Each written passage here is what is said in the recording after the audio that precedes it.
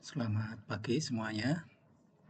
Hari ini kita akan membahas materi baru, yaitu inventory. Ada dua chapter yang terkait dengan inventory. Chapter yang pertama yang akan kita bahas hari ini adalah berhubungan dengan penilaian inventory berbasis cost. Nah, ini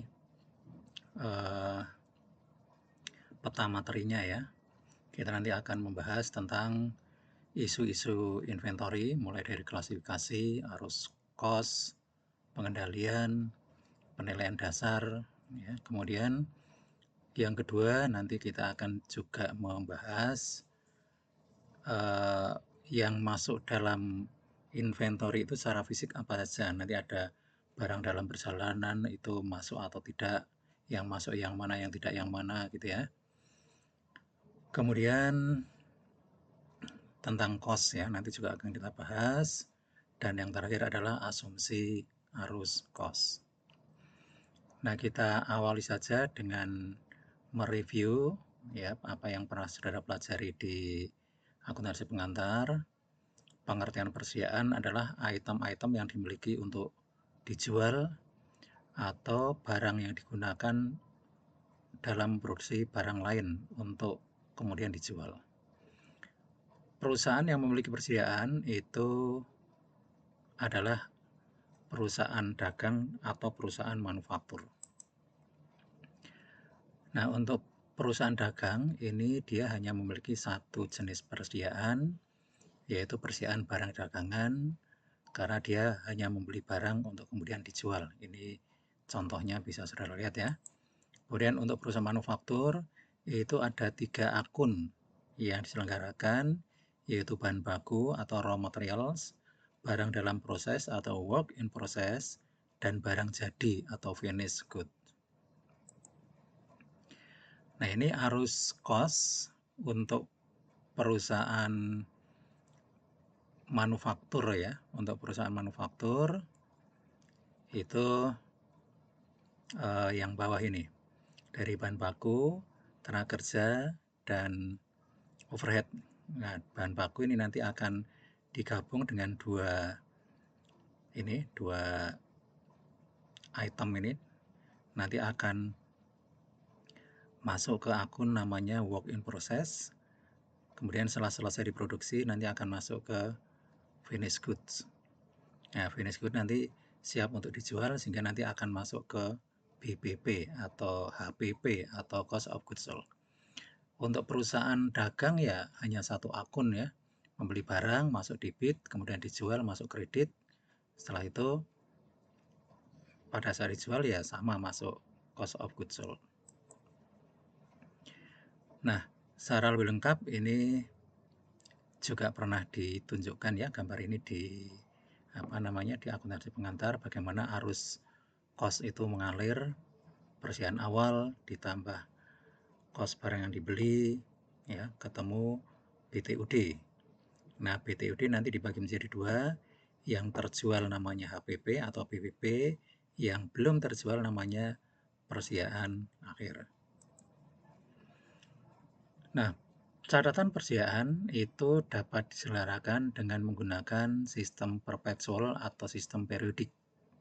Kita juga akan review, tapi kita tidak akan bahas secara mendalam karena itu sudah dibahas di mata kuliah akuntansi pengantar ya.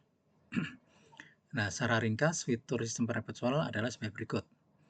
Pembelian barang didebitkan ke akun persediaan, beban angkut, retur, dan potongan pembelian, dan juga potongan tunai dicatat dalam akun persediaan. Jika terjadi penjualan, BPP didebit dan persediaan dikredit. Dan perhitungan fisik dilakukan dengan tujuan untuk menguji saldo akun. Nah, sedangkan untuk sistem fisik itu atau periodik itu fiturnya pembelian barang didebitkan ke akun pembelian, persediaan akhir ditentukan berdasarkan perhitungan fisik. Jadi kalau di sini perhitungan fisik itu sifatnya wajib, karena tanpa menghitung fisik kita tidak mengetahui berapa persediaan akhir, berapa BPP dan seterusnya. Nah, kemudian di akhir periode kita harus menghitung BPP dengan cara seperti yang pernah saudara pelajari.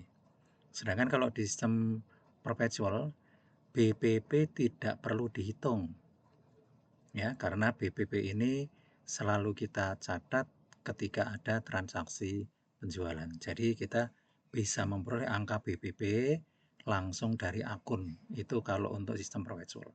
Tapi sekali lagi, kalau untuk sistem periodik, kita harus menghitung.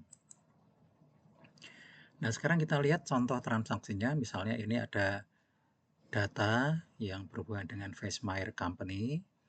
Persiapan awal 100 dengan harga 6. Kemudian ada pembelian 900 dengan harga 6. Kemudian ada penjualan ya 600 unit. Kemudian persiapan akhir 400 unit.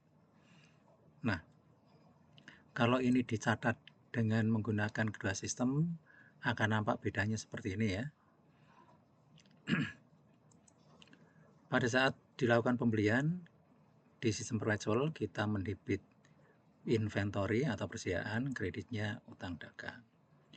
Pada saat kita menjual, ya, selain kita membuat jurnal debit piutang dagang kredit penjualan, kita juga membuat jurnal untuk mencatat berkurangnya barang dengan mendebit BPP atau HPP atau cost of goods sold, kreditnya inventory. Nah, kemudian di akhir periode itu tidak ada jurnal yang perlu dibuat, ya, kecuali kalau nanti memang ada perbedaan antara hasil perhitungan fisik dengan catatannya. Jadi yang warna merah ini yang membedakan nanti. Di sebelah kanan untuk sistem periodik, ya, ketika membeli, akun yang digunakan untuk mendebit adalah purchases atau pembelian, beda ya, kreditnya sama. Kemudian ketika menjual, jurnal yang pertama sama, tapi jurnal yang kedua di sistem fisik tidak dibuat. Ya, jadi berkurangnya barang tidak dicatat, no entry ya. Nah, kemudian akhir periode, kalau di sistem fisik atau periodik, harus membuat jurnal penyesuaian, ya, supaya tahu berapa saldo persediaan akhir. Nah, kalau misalnya hasil perhitungan fisik menunjukkan angka seperti ini, maka akhir periode perusahaan akan membuat jurnal seperti ini, debit persediaan, ini untuk mencatat persediaan akhir, kemudian debit BPP, kemudian kredit pembelian, kredit lagi persediaan, ya. Jadi persediaan awal dikredit supaya nanti akun persediaan berisi saldo akhir. Nah, ini bedanya ya. Ini saya kira di akuntansi pengantar saudara sudah sangat familiar ya, sangat paham mengenai ini. Oke, nah kemudian ini tambahan ya. Diasumsikan pada akhir periode, ya, akun sistem perpetual melaporkan saldo persediaan 400, tapi hasil perhitungan fisik menunjukkan persediaan yang ada itu sebesar 3.800. Nah, ini yang tadi saya katakan bahwa di akhir periode sistem perpetual hanya mencatat penyesuaian atau membuat jurnal jika memang ada perbedaan antara hasil perhitungan fisik dan saldo persediaan. Nah, jurnalnya seperti ini. Karena fisiknya lebih rendah dari catatannya, berarti ada penurunan ya, sehingga persediaan ini dikredit. Nah, kemudian debitnya kita catat dalam akun selisih persediaan. Ya, selisih persediaan. Bagaimana kalau hasil perhitungannya menunjukkan bahwa angkanya lebih besar dari catatan? Ya, dibalik aja, berarti selisih persediaan dikredit, persediaannya di debit. Ya. Oke, nah akun selisih persediaan ini nanti akan digunakan untuk menyesuaikan BPP. Sifatnya bisa menambah, bisa mengurangi. Ya, kalau di sini debit berarti sifatnya nanti menambah. Dalam praktek, kadang-kadang perusahaan melaporkan selisih persediaan ini dalam akun penghasilan dan beban lain. Ya, nanti tergantung di sisi debit atau di sisi kredit. Ya. Oke, saya kira itu ya tambahnya. Nah, sekarang saya akan menambahkan juga ya, tepatnya adalah menegaskan bahwa semua perusahaan itu pada dasarnya memerlukan pengujian periodik catatan persediaan. Dengan demikian, maka perusahaan harus melakukan perhitungan fisik. Nah, kalau perhitungan fisik pada sistem periodik atau fisik itu sifatnya wajib. Karena tanpa melakukan perhitungan fisik, maka perusahaan tidak akan bisa mengetahui berapa nilai persediaan yang harus dilaporkan, tidak tahu berapa HPP-nya atau PPP-nya, dan seterusnya. Jadi harus. Tapi kalau di sistem perpetual, perhitungan fisik ini punya tujuan yang berbeda. Seperti tadi kita lihat ya, tujuannya adalah untuk memastikan akurasi atau ketelitian catatan persediaan. Ya, oke.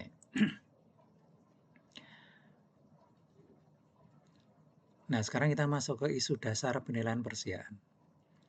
Persediaan harus mengalokasikan kos seluruh persediaan yang tersedia untuk dijual antara barang yang dijual atau digunakan dan yang masih ada di gudang seperti pada perhitungan ini. Ya, perhitungan BPP ini. Persediaan awal berapa, kemudian kos barang yang diperoleh atau diproduksi sepanjang tahun, ditambahkan nanti ketemu kos BTUD, kos barang yang tersedia untuk dijual, dikurangi persediaan akhir, ketemu kos barang yang dijual. Nah, sekarang kita masuk ke penilaian persediaan. Untuk menilai persediaan atau untuk mengetahui berapa persediaan yang kita miliki, maka kita butuh data tentang fisik barang, kemudian kos yang diperhitungkan, kemudian asumsi arus kos. Ya, saya jelaskan ringkas dulu, nanti penjelasan di slide berikutnya itu lebih detail ya. Jadi, barang yang kita miliki itu sebetulnya tidak hanya barang yang ada di gudang saja. Nanti ada barang yang belum ada di gudang kita tapi barang itu statusnya milik kita ya, sehingga meskipun secara fisik tidak ada di perusahaan itu dimasukkan sebagai barang kita. Nah, kemudian kos yang diperhitungkan nanti ada dua macam ya, product cost dan period cost ya. Kalau product cost ini, kalau saudara belajar akuntansi cost itu kan tahu ya, product cost adalah cost yang melekat pada produk ya, cost yang melekat pada produk. Jadi kemanapun produk itu berada ya, kemanapun produk itu berada, cost-nya mengikuti ya. Jika produk itu belum terjual ya, maka cost-nya ya masih ada di situ sehingga belum dilaporkan di laba rugi. Jadi cost yang melekat pada produk hanya dilaporkan di laba rugi jika produknya terjual. Namanya adalah cost of sales ya, atau kita sebut dengan HPP. Atau yang lazim digunakan istilahnya adalah cost of goods sold. Cost barang yang terjual. Ya, nah itu kan dilaporkan di laporan laba rugi. Nah, kemudian ada lagi yang disebut dengan period cost. Period cost itu adalah cost yang seluruhnya 100% dilaporkan di laporan laba rugi pada periode terjadinya. Jadi kalau tahun 2020 biaya itu terjadi ya semuanya masuk di laporan laba rugi 2020. Kalau product cost tidak. Product cost meskipun dikeluarkan 2020, tapi kalau di tahun itu produknya belum terjual, ya belum masuk ke laba rugi, tapi masuk ke neraca atau laporan posisi keuangan. Nanti dilaporkan sebagai inventory cost atau cost persediaan. Nah, kemudian yang ketiga adalah asumsi arus cost yang digunakan. Nanti ada FIFO, ada rata-rata, ada identifikasi khusus, dan seterusnya. Nanti kita akan fokus ke dua ya, FIFO dan rata-rata. Oke, nah ini yang berhubungan dengan fisik barang ya. Ini yang isu yang mungkin paling penting adalah barang dalam perjalanan dan barang konsinyasi ya. Nah, perusahaan harus mencatat pembelian ketika perusahaan mendapatkan hak legal atau hak resmi atas barang. Nah, ini ya, ini sudah pernah saudara pelajari di akuntansi pengantar. Saya tidak akan elaborasi, saudara tinggal baca sudah tahu. Kalau barang dalam perjalanan ya, tergantung syaratnya ya. Kalau FOB shipping point, kita sebagai penjual atau pembeli. Ya, kalau kita sebagai pembeli, maka ya itu termasuk. Ya. Kemudian kalau FOB destinations, ya, kalau kita sebagai pembeli tidak termasuk. Ya, kalau sebagai penjual termasuk. Jadi dalam perjalanan itu kan ada dua macam. Dalam perjalanan masuk, ya, dalam perjalanan keluar. Kalau dalam perjalanan masuk berarti kita sebagai pembeli. Kalau dalam perjalanan keluar, ya berarti kita sebagai penjual. Ya, tinggal dilihat saja. Nah, kemudian untuk barang konsinyasi, ya konsinyasi itu artinya titipan. Ini juga bisa kita lihat kita sebagai pihak yang menitipkan atau penitip, atau kita sebagai pihak yang dititipi. Nah, kalau kita sebagai pihak yang menitipkan berarti termasuk. Kalau kita sebagai pihak yang dititipi berarti tidak termasuk. Oke ya, yang lain tidak akan saya elaborasi. Nah, sekarang kita masuk ke kesalahan melaporkan persediaan. Kadang-kadang kita keliru melaporkan persediaan.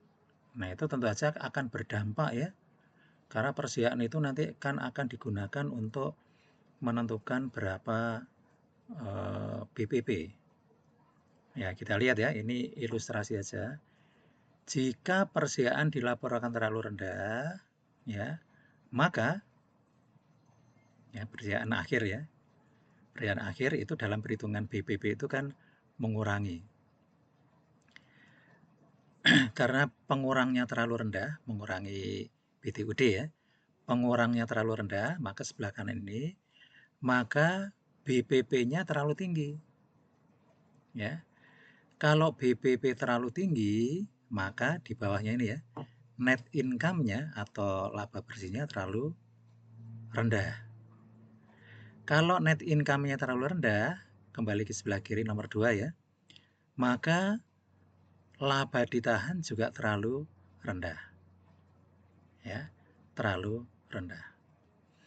Nah, dampak yang lain, kalau inventory dilaporkan terlalu rendah, maka modal kerja itu adalah aset lancar dikurangi liabilitas lancar, maka modal kerjanya juga terlalu rendah.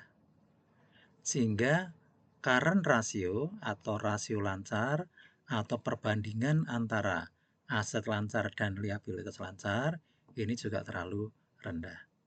Nah, ini jadi implikasi pelaporan terlalu tinggi atau terlalu rendah itu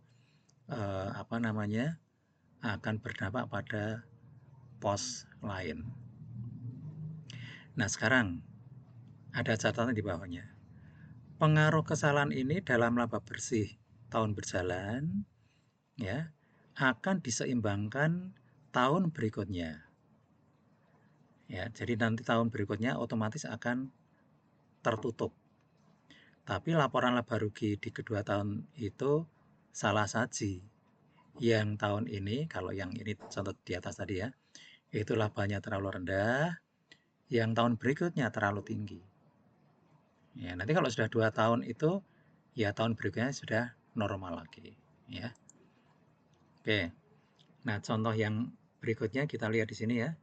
Misalnya perusahaan melaporkan di tahun 2015 persediaan terlalu rendah ya. Kita lihat di sini ya. Ini incorrect recording 2015 kan terlalu rendah. Ya, harusnya 30, dia hanya melaporkan 20 ya. Oke. Karena dia melaporkan persediaan akhir 20 ya, terlalu rendah, maka HPP-nya terlalu tinggi ya. Karena terlalu tinggi, maka labanya terlalu rendah ya, terlalu rendah. Tahun berikutnya ya, tahun berikutnya ini karena persediaan terlalu rendah, persediaan akhir, di tahun berikutnya persediaan awal juga terlalu rendah ya. Karena terlalu rendah ya, maka HPP-nya di sini terlalu rendah. Karena di sini terlalu rendah, maka laba bersihnya terlalu tinggi. Ya, terlalu tinggi. Nah, di sini terlalu rendah, di sini terlalu tinggi. Kalau dijumlahkan 30.000. Nah, sekarang kita lihat bagaimana kalau pelaporannya sudah benar ini. 2015 tidak terlalu rendah ya, sudah betul 30. 30, labanya tahun 2015 itu 20.000. Nah, ini menjadi persediaan awal tahun berikutnya. Oke. Nah, kemudian kita lihat laba bersihnya 10.000. Jadi ini laba yang benar di 2015. 2015 20.000, di 2016 10.000. Kalau di total sama ini, ya.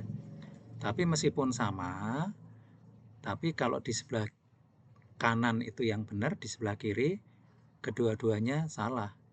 Laba bersih 2015 di sebelah kiri terlalu rendah, sebelah kanan terlalu tinggi. Ya, oke. Nah, ini supaya saudara tahu nanti kalau saudara kebetulan menjadi auditor gitu ya, dampak kesalahannya akan seperti apa gitu ya. Oke, ini berikutnya ya. Berikutnya ini. Bagaimana kalau pembelian dan persediaan terlalu rendah? Ya, kita lihat. Kalau pembelian terlalu rendah, maka inventory terlalu rendah. Ya. Jadi di laporan laba rugi itu persediaan di laporan terlalu rendah. Nah, kalau persediaan terlalu rendah, ya, pembelian terlalu rendah, persediaan akhir juga terlalu rendah, dampak terhadap HPP tidak berdampak ini, ya. Karena tidak berdampak pada BPP, maka laba bersih juga tidak berdampak. Tapi terhadap persediaan akhir itu terlalu rendah.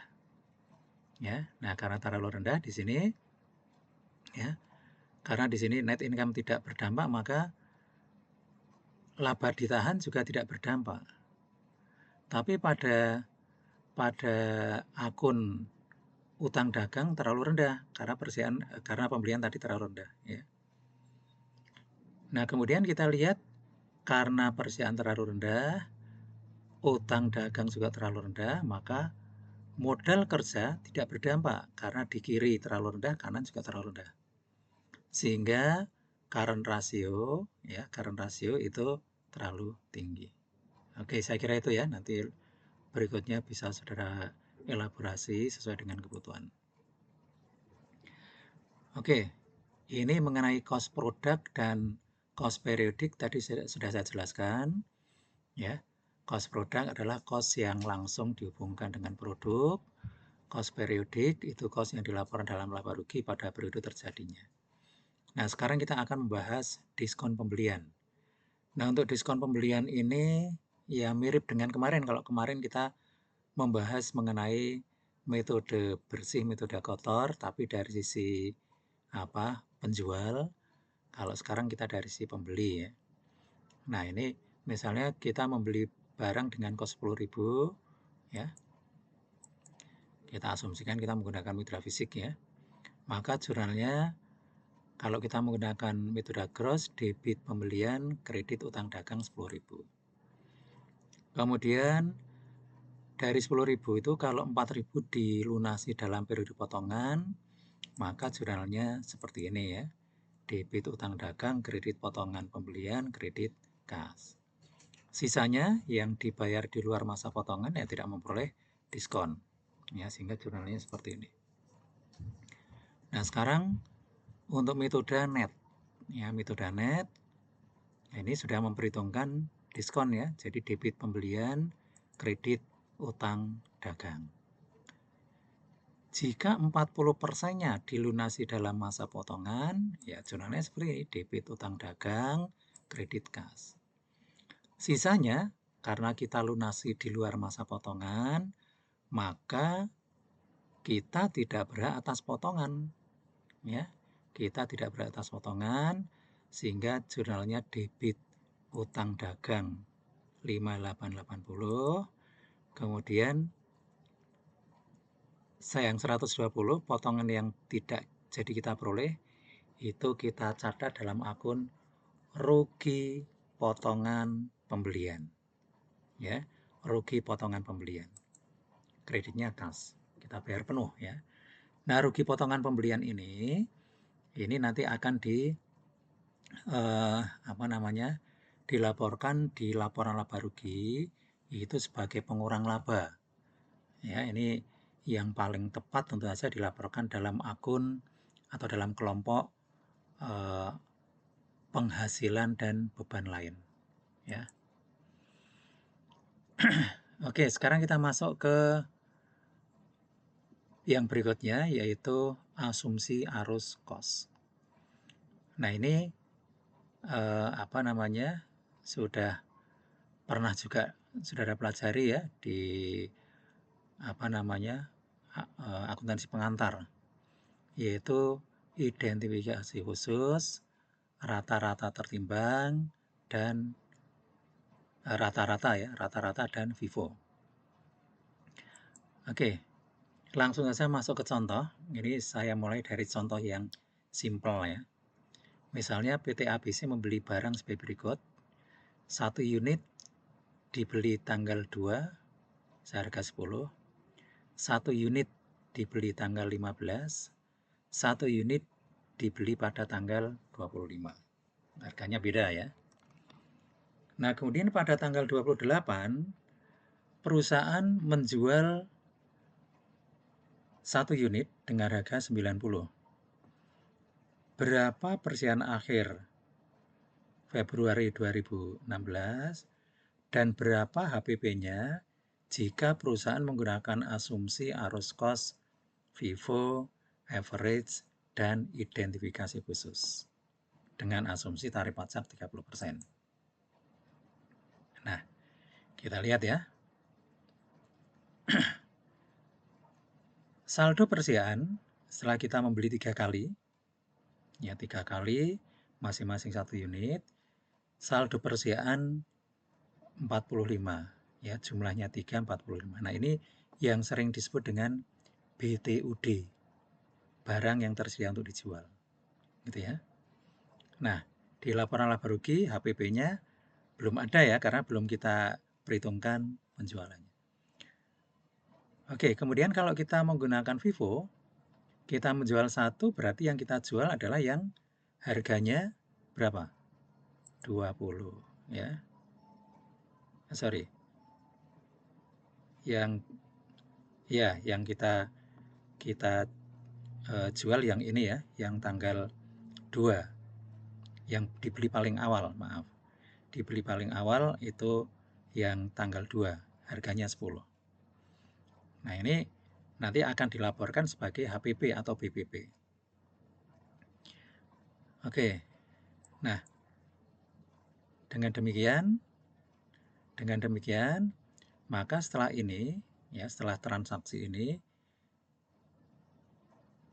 saldo persiapan tinggal 35, yang dibeli tanggal 15 dan dibeli terakhir tanggal 25. Saldo persiapannya berdirian akhir 35, HPP atau BP-nya 10. Nah, sekarang kalau kita menggunakan metode rata-rata, ya, kita menggunakan metode rata-rata, maka kalau kita jual 1 unit, ya, nah 1 unit, kita hitung rata-ratanya dulu. Kalau kita punya saldo persiapan 45 sebanyak 3 unit, berarti rata-rata per unit adalah 45 dibagi 3 sama dengan 15. Ya, 15. Kita jual 1, ya berarti HPP-nya di sini 15 ya. Kemudian saldo persediaannya senilai 30 ya, 30. Nah, kemudian kalau kita menggunakan metode identifikasi khusus, kita menjual satu ya tergantung ya. Kalau identifikasi khusus kan langsung bisa kita identifikasi yang dijual yang mana gitu ya. Bisa yang dijual yang harganya 20, bisa yang 15, bisa juga yang 10. Ya, makanya di sini tidak ditulis. Di sini yang jadi katakan depends which one is sold. Tergantung yang mana yang dijual. Kalau yang dijual yang harganya 15, berarti di sini 15 sehingga persediaannya tinggal 30. Kalau yang dijual harganya 20, berarti HPP-nya 20, persediaan akhirnya tinggal 25 dan seterusnya. Ya, oke. Nah, sekarang kita lihat ringkasan laporan laba rugi ya antara metode FIFO dan average. Ini HPP-nya beda sehingga laba bersihnya juga beda.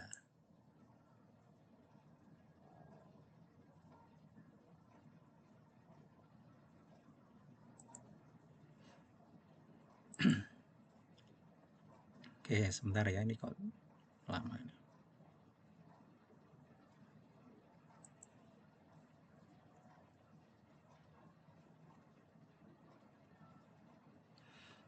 Oke, kita lihat di sini ya. Sebentar. Di sini sekali lagi HPP-nya beda, maka laba bersihnya juga beda ya. Kalau HPP-nya lebih rendah, maka laba bersihnya lebih tinggi ya. Oke, sekarang kita masuk ke ilustrasi berikutnya ya. Misalnya di sini perusahaan punya transaksi sebagai berikut: tanggal 2 Maret kita membeli 2.000, 15 Maret kita membeli 6.000, 19 Maret kita menjual 4.000, kemudian tanggal 30 Maret kita membeli lagi 2.000 dengan harga yang beda-beda. Nah, kemudian perhitungannya bagaimana? Kalau kita diminta untuk menghitung persediaan akhir, ya kita ngitung dulu BTUD atau Goods Available for Sale. Nah, dimulai ya, persediaan awal itu yang harganya 4 itu. Kita anggap persediaan awal itu 8.000, pembelian itu 2 kali 15 dan tanggal 15 dan tanggal 30 ya. Nah, lalu ini BTUD-nya 43.900. Nah, kita lanjutkan ya. Diasumsikan ya bahwa perusahaan ya memiliki 6.000 unit inventory ya yang tadi itu, terdiri atas 1.000 unit yang diperoleh tanggal 2 Maret, 3.000 dari 15 Maret, 2.000 30 Maret. Hitunglah persediaan akhir dan BPP-nya ya dengan asumsi tadi itu ya, dijual tanggal 19 Maret ya sebanyak 4.000. Oke. Kita lihat ya, ini apa ini? BTUD-nya ya, BTUD. Nah, sekarang kita lihat perhitungannya. Barang yang tersedia untuk dijual itu 43.900 ya, telah kita hitung tadi. Kemudian persediaan akhir ya, persediaan akhir itu 26.700, maka HPP-nya adalah 17.200 ya.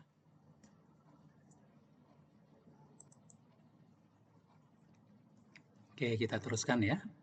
Saya ulangi ya. Nah, ini berdasarkan data tadi ya. Berdasarkan data tadi. Ya, kita lihat slide sebelumnya ya. Di sini kita punya data bulan Maret kita membeli 2.000 unit, 15 Maret kita membeli 6.000 unit, tanggal 19 dijual 4.000, tanggal 30 Maret kita membeli lagi 2.000. Jadi secara keseluruhan kita punya persediaan sebanyak 10.000 ya, kemudian dijual 4.000. Nah, 10.000 itu nilainya 43.900, itu disebut dengan barang yang tersedia untuk dijual atau BTUD. Nah, sekarang kita lihat setelah dijual 4.000, lalu berapa yang tersedia? Yang tersedia tinggal 6.000 ya, 6.000. Ini karena kita menggunakan metode identifikasi khusus ya. Maka yang 6.000 itu nilainya 26.700, itu persediaan akhir. Nah, kalau BTUD-nya tadi 43.900, persediaan akhirnya 26.700, maka HPP-nya atau BP-nya adalah 17.200. Oke, kalau kita menggunakan metode rata-rata ya, dengan data yang sama, ya kita hitung dulu rata-rata tertimbang per unit ya, yaitu 43.900 dibagi 10.000. Nah, ini ketemunya rata-rata tertimbang sekian. Kemudian kalau kita memiliki persediaan akhir 6.000, berarti nilai persediaannya adalah 6.000 kali 4,39 ya. Nah, ketemu 26.340. Sehingga HPP-nya atau BPP-nya adalah sekian. Ya. Oke.